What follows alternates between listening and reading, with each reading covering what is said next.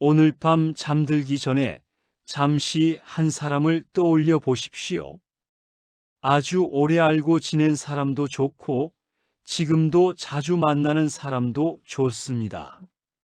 어린 시절 골목에서 함께 뛰놀던 동무, 학교에서 도시락을 나눠 먹던 친구, 결혼하고 낯선 동네에서 처음 마음을 터놓았던 이웃, 아이를 키우며 만난 사람, 지금까지 함께 늙어온 오랜 벗일 수도 있습니다. 우리는 살아오면서 참 많은 사람을 만났습니다. 하지만 그 많은 사람 가운데 내 속마음까지 보여준 사람은 생각보다 많지 않습니다. 그런데 이상하지 않습니까?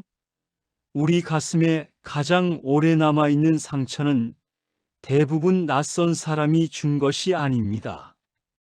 길에서 스쳐간 사람이 무례하게 던진 말은 며칠 지나면 잊힙니다. 하지만 내가 믿었던 사람이 무심코 던진 한마디는 10년이 지나고 20년이 흘러도 잊히지 않을 때가 있습니다. 그때 들었던 말과 표정, 그날의 분위기까지 선명하게 떠오릅니다. 왜 그럴까요?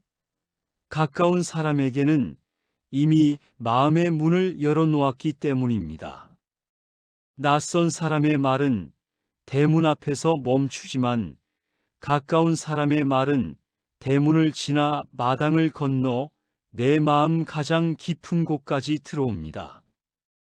그래서 가까운 사람의 말일수록 더 따뜻할 수도 있지만 한번 잘못 들어오면 더 깊은 상처를 남깁니다. 그런데 우리는 오히려 가까울수록 말을 함부로 합니다. 친하니까 이 정도는 괜찮겠지. 우리 사이인데 무슨 말을 못하겠어? 내가 너 잘 되라고 하는 말인데 뭘 그래? 그렇게 말의 빗장을 풀어버립니다. 하지만 수십 년 동안 쌓은 정이 무너지는 데는 긴 시간이 필요하지 않습니다. 단 한마디면 충분할 때가 있습니다. 부처님의 가르침에서는 사람이 짓는 10가지 그릇된 업 가운데 4가지를 입으로 짓는 구업으로 봅니다. 거짓말하는 것, 사람 사이를 갈라놓는 말, 거칠고 험한 말, 진실을 흐리는 꾸며낸 말입니다. 말은 너무 쉽게 나오고 한번 나온 뒤에는 다시 주워 담을 수 없습니다. 그래서 오늘은 아무리 친한 사람이라도, 아무리 오래 알고 지냈더라도 함부로 꺼내서는 안 되는 5가지 말을 이야기하려 합니다. 이 5가지를 듣다 보면 나도 이런 말을 했었는데 하고 마음이 뜨끔해지는 순간이 있을지 모릅니다. 그렇다고 자신을 탓하실 필요는 없습니다. 중요한 것은 지나간 말보다 앞으로의 말입니다.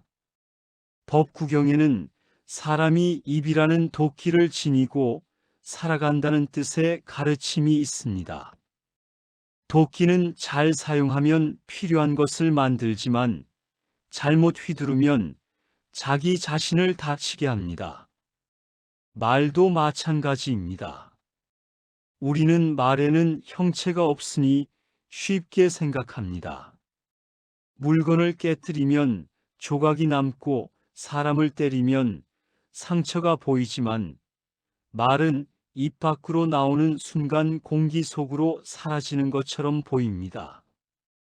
그러나 정말 사라졌을까요? 아닙니다. 말한 사람은 잊어버려도 들은 사람의 마음에는 남습니다. 어느 날 한 사람이 부처님께 거친 말을 퍼부었다는 이야기가 있습니다. 곁에 있던 제자들은 화가 났지만 부처님께서는 오히려 그 사람에게 물으셨습니다. 누군가 그대에게 선물을 주었는데 그대가 받지 않는다면 그 선물은 누구에게 남겠는가? 그는 대답했습니다. 주려고 했던 사람에게 남겠지요. 그러자 부처님께서는 상대가 받아들이지 않은 용 역시 결국 그것을 내뱉은 사람에게 남는다는 뜻으로 말씀하셨습니다. 말은 한 번 내뱉었다고 끝나는 것이 아닙니다. 특히 나를 믿고 마음을 열어준 사람에게 던진 말은 더 무겁습니다. 말의 상처에 신뢰를 저버린 아픔까지 더해지기 때문입니다. 그렇다면 가까운 사람에게 절대 함부로 해서는 안 되는 첫 번째 말은 무엇일까요? 바로 그 사람이 힘겹게 지나온 과거의 상처를 다시 꺼내는 말입니다. 누구에게나 다시는 돌아보고 싶지 않은 시간이 있습니다.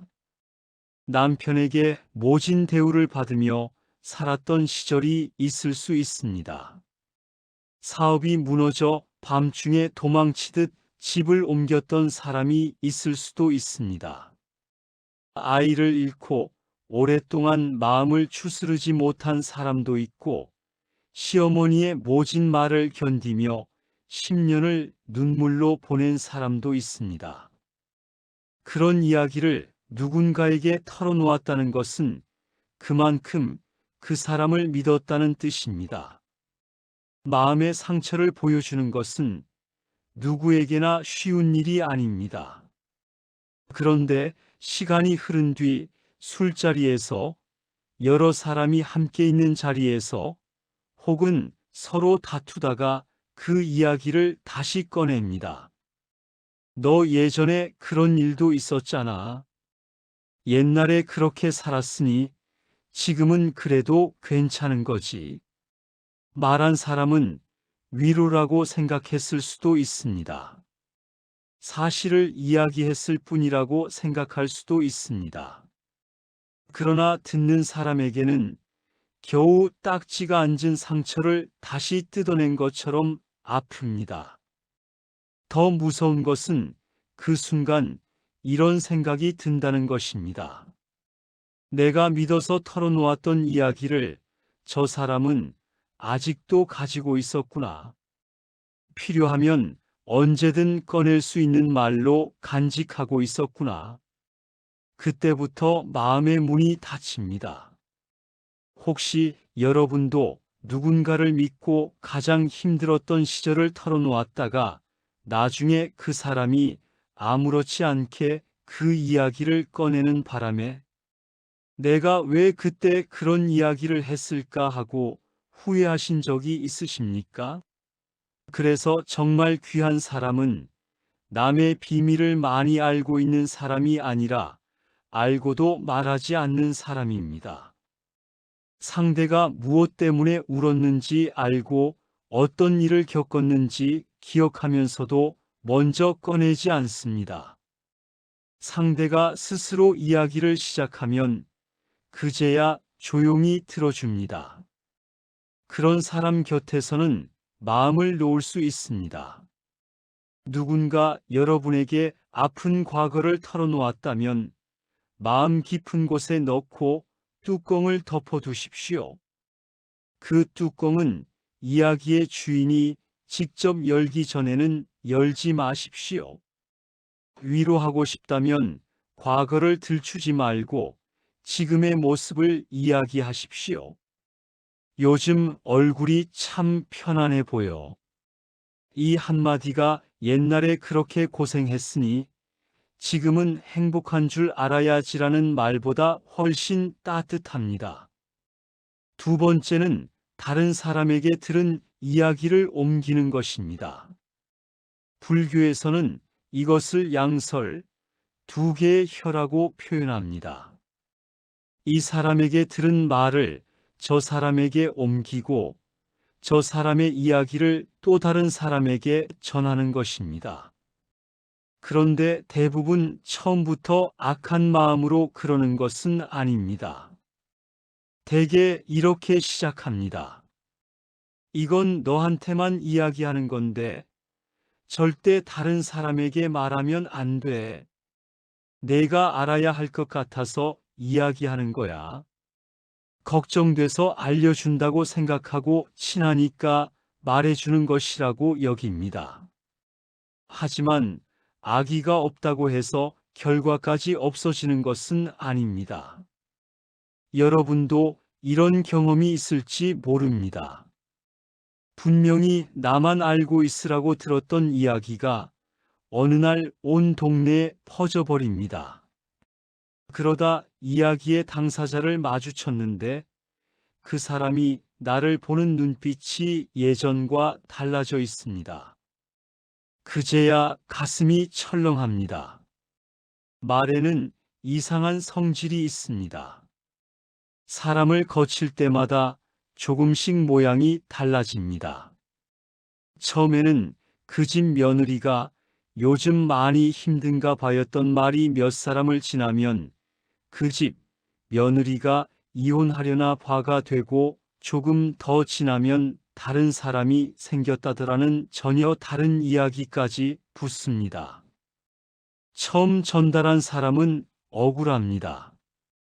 나는 그런 말까지 한 적이 없어. 하지만 이미 늦었습니다. 물을 엎은 뒤 물이 어디까지 흘러갈지 결정할 수 없는 것과 같습니다. 그래서 누군가의 이야기를 옮기고 싶은 마음이 들 때 세 가지를 먼저 물어보십시오. 이것이 사실인가? 지금 꼭 필요한 말인가? 당사자가 바로 앞에 있어도 내가 똑같이 말할 수 있는가? 셋 가운데 하나라도 자신 있게 그렇다고 말할 수 없다면 삼키는 편이 낫습니다. 삼킨 말 때문에 후회하는 경우보다 내뱉은 말 때문에 후회하는 경우가 훨씬 많습니다. 세 번째는 돈에 관한 말입니다. 아무리 친해도 돈 앞에서는 관계가 달라질 수 있습니다. 특히 조심해야 할 것이 세 가지입니다. 돈을 빌려달라는 말, 상대의 재산을 캐묻는 말, 돈으로 서로를 비교하는 말입니다. 먼저 돈을 빌리고 빌려주는 문제입니다. 우리는 친하니까 부탁한다고 생각합니다. 그러나 돈이 오가는 순간 친구였던 두 사람이 채권자와 채무자의 관계로 변할 수 있습니다. 한 사람은 만날 때마다 언제 갚지라는 부담을 느끼고 다른 사람은 언제 갚을까라는 생각을 하게 됩니다. 예전에는 만나면 웃고 밥 먹던 사이였는데 이제는 돈이 두 사람 사이에 앉아 있게 됩니다. 실제로 돈을 빌려준 뒤 상대가 연락을 피하면서 돈도 잃고 사람까지 잃었다는 이야기가 얼마나 많습니까? 돈을 캐묻는 것도 마찬가지입니다. 그 아파트 얼마 주고 샀어? 연금은 한 달에 얼마나 나와? 아들은 월급 얼마나 받아? 그거 얼마짜리야? 묻는 사람은 단순한 궁금증이라고 생각할 수 있습니다. 그러나 형편이 어려운 사람에게는 이런 질문이 매우 불편합니다.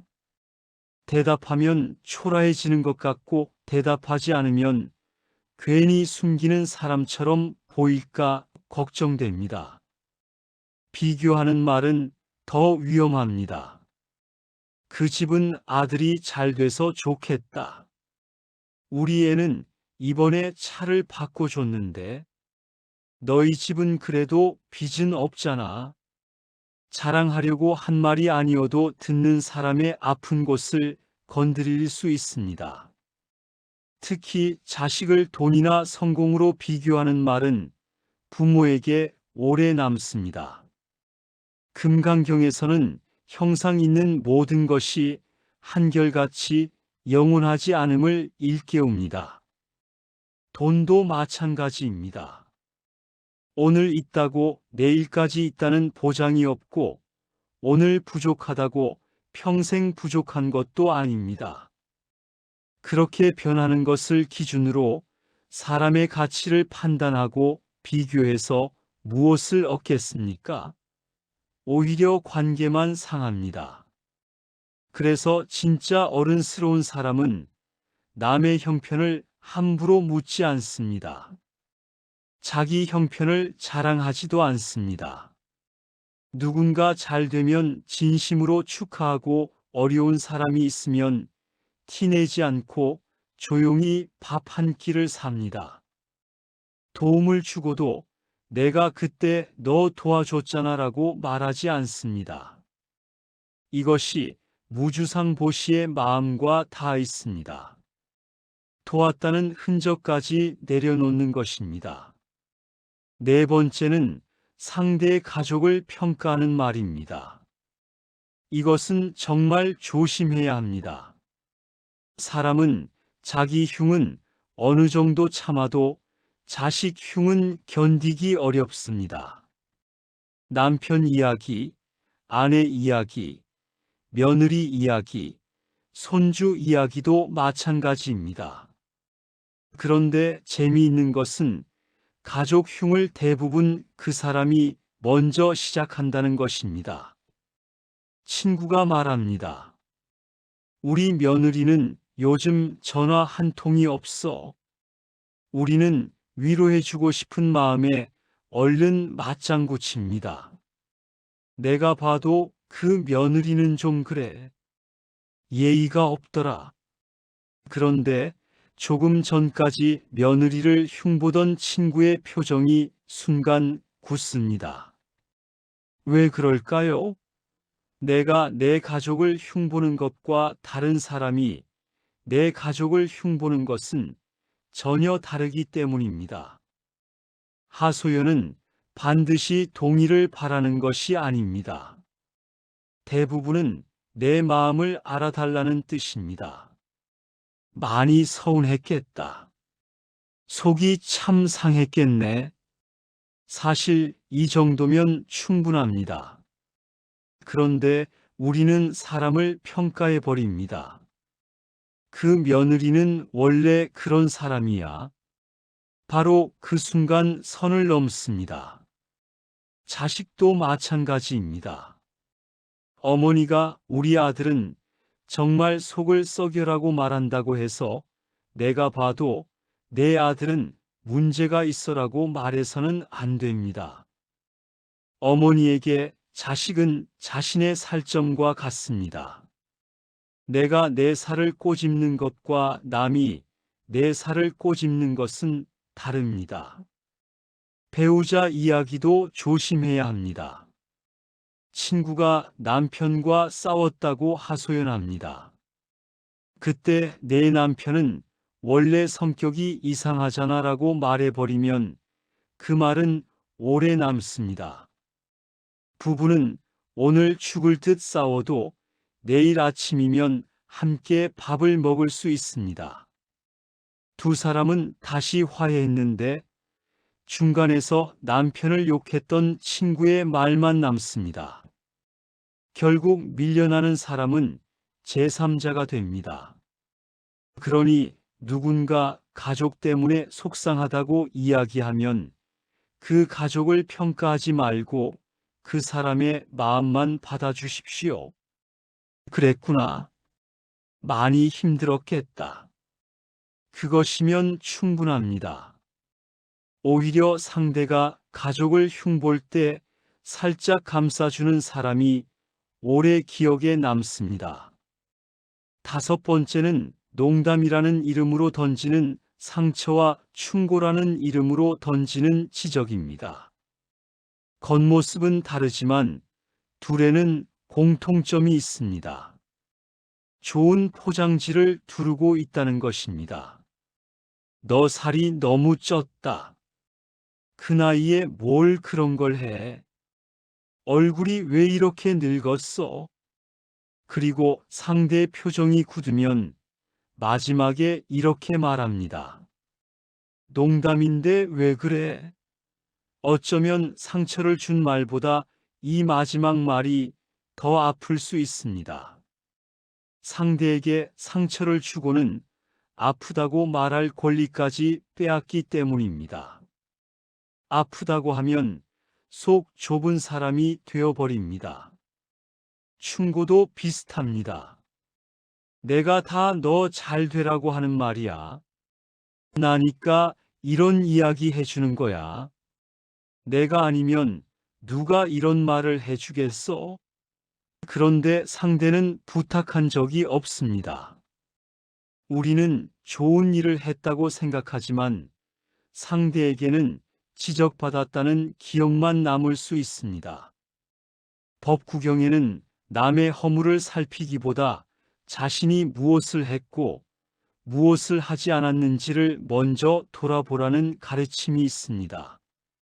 그렇다고 충고가 무조건 나쁘다는 뜻은 아닙니다. 충고가 필요한 순간도 있습니다. 하지만 적어도 세 가지 조건은 생각해야 합니다. 상대가 내 의견을 물었는가? 그 사람이 실제로 바꿀 수 있는 문제인가? 그리고 다른 사람이 없는 자리인가입니다. 이 조건이 갖춰지지 않은 충고는 도움보다 지적이 되기 쉽습니다. 특히 절대로 건드리지 말아야 하는 것이 있습니다. 상대가 바꿀 수 없는 것입니다. 외모, 키, 학력, 출신, 자식이 없는 것, 배우자를 먼저 떠나보낸 것처럼 본인이 지금 당장 바꿀 수 없는 일을 농담이나 충고의 소재로 삼아서는 안 됩니다. 그것을 말해서 좋아지는 것은 아무것도 없습니다. 상처만 남습니다. 반대로 농담으로 남을 깎아내리지 않고 필요하지 않은 충고를 삼킬 줄 아는 사람 곁에서는 마음이 편합니다. 처음에는 말수가 적고 재미없는 사람처럼 보일 수도 있습니다. 하지만 정말 힘든 일이 생기면 사람들이 그런 사람을 찾아갑니다. 왜냐하면 내 약점을 공격하지 않을 사람이라는 믿음이 있기 때문입니다. 지금까지 5가지를 말씀드렸습니다.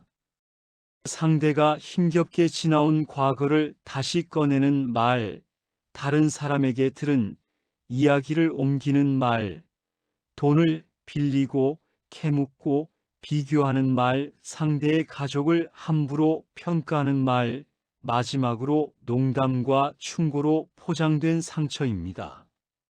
그런데 이 5가지에는 하나의 공통점이 있습니다. 모두 우리 사이니까 괜찮겠지라는 생각에서 시작된다는 것입니다. 친하다는 이유로 경계가 사라지고 오래 봤다는 이유로 예의를 내려놓습니다. 그런데 바로 그 순간부터 관계에 작은 금이 생기기 시작합니다. 오래된 인연이라고 저절로 오래 가는 것은 아닙니다.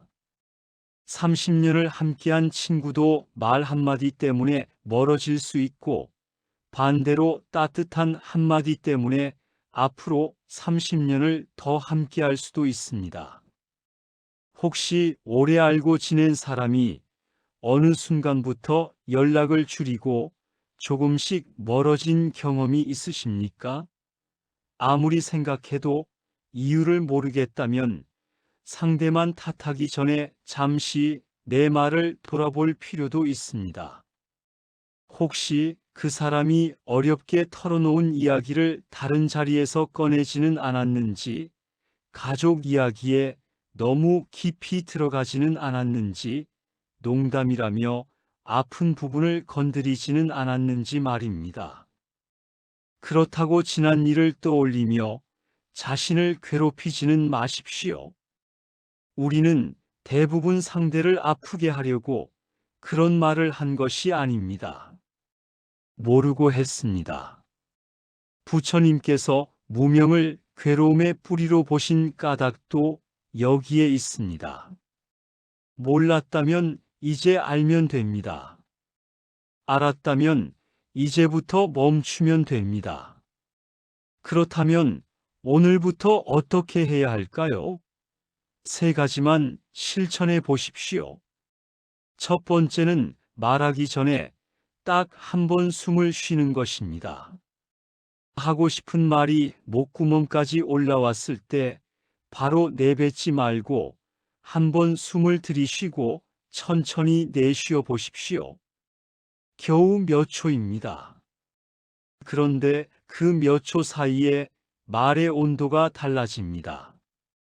우리가 밤에 이불을 덮고 내가 왜 그 말을 했을까 후회하는 말 대부분은 생각할 틈 없이 튀어나온 말입니다. 한 번의 호흡은 내 손에 들린 도끼를 잠시 내려놓는 시간입니다. 두 번째는 나쁜 말을 참는 데서 끝내지 말고 하루에 한 번 좋은 말을 하는 것입니다. 말하지 않는 것만 수행이 아닙니다. 따뜻한 말을 건네는 것도 수행입니다. 오늘 얼굴이 참 좋아 보여. 그때 정말 고마웠어. 자네가 있어서 참 다행이야. 길지 않아도 됩니다. 진심이 담긴 한마디면 됩니다. 불교에서는 부드럽고 따뜻한 말을 에어라고 합니다. 사람을 살리는 말입니다.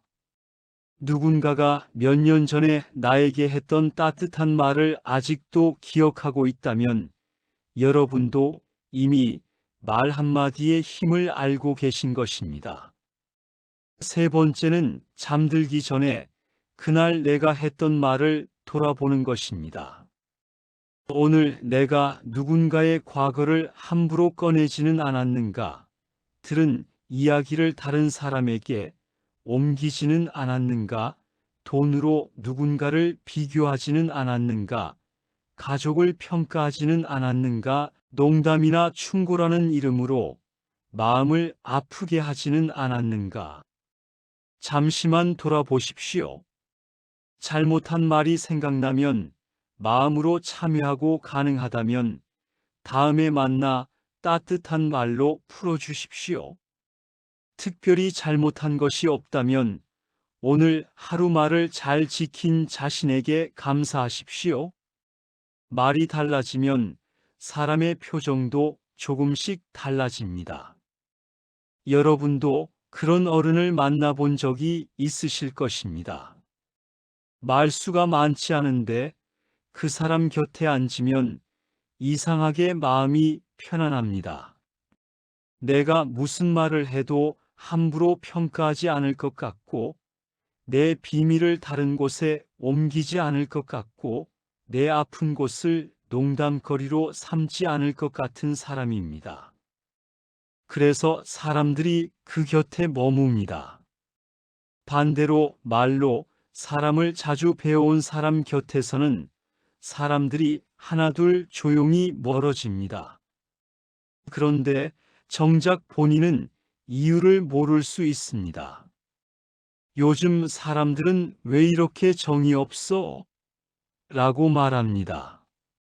어쩌면 세상이 야박해진 것이 아니라 사람들이 상처받지 않을 곳으로 조금씩 자리를 옮긴 것일 수도 있습니다. 오늘 이 말씀을 들으며 지난날 내가 했던 말들이 떠올라 마음이 무거워질 수도 있습니다. 하지만 이제 그만 자신을 탓하십시오. 이미 지나간 말은 되돌릴 수 없습니다. 중요한 것은 오늘부터입니다. 잘못한 것은 참회하고 앞으로 조심하면 됩니다. 그리고 지금까지 지켜온 인연들도 한번 생각해 보십시오. 아직 곁에 남아있는 사람들이 있을 것입니다. 그 사람들이 지금까지 곁에 있는 것은 여러분이 하지 않은 말 덕분일 수도 있습니다. 화가 났지만 삼킨 말, 상대의 비밀을 알았지만 끝까지 지켜준 침묵, 가족 흉을 들었지만 함께 욕하지 않고 마음만 받아준 순간 상대가 아파할까봐 농담을 멈춘 배려가 그 관계를 지켜왔을지도 모릅니다. 그러니 오늘부터 5가지만 기억하십시오. 아무리 친해도 상대의 아픈 과거를 함부로 꺼내지 마십시오. 남에게 들은 이야기를 옮기지 마십시오. 돈과 재산으로 사람을 캐묻거나 비교하지 마십시오. 상대의 가족을 함부로 평가하지 마십시오.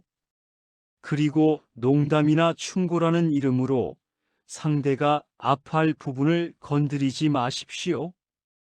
가까운 사람일수록 말을 더 조심하고 오래된 인연일수록 더 귀하게 대하십시오. 내가 삼킨 한마디가 인연을 지키고 내가 건넨 따뜻한 한마디가 다시 복이 되어 돌아올 수 있습니다. 부디 여러분의 말이 누군가에게 상처가 아니라 위로가 되고 지금 곁에 있는 소중한 인연들이 오래도록 따뜻하게 이어지기를 진심으로 축원드립니다. 지금까지 선 한마디였습니다.